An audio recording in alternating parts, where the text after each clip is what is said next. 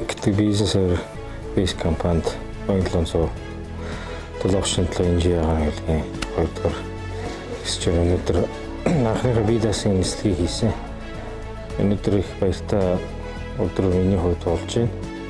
Тэгээд энэ болгонд мөн хажууд өнөөдөр надтай хамт миний агаар хэлгийн дараагаар нисч хамт ниссэн баяр хүү дарагтаа бас их талархаж байна.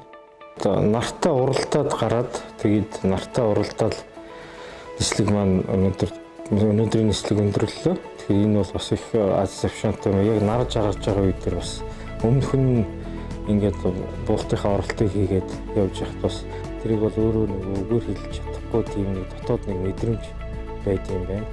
Одоо нэг тийм сэтгэл төршөлтөө үгээр хэлж болтгоо. За тэгээд Business Airways компанийн нийт хамт олондоо баярсан талархлаа илэрхийлье. Тэгээд өөрийнхөө хувийн зүгээс би өөрийнхөө мэдлэг бичээ зориулсан эслийн аюулгүй байдлыг хангаж ажиллана гэдэгтээ амлаж байна. Та бүхэндээ баярлалаа.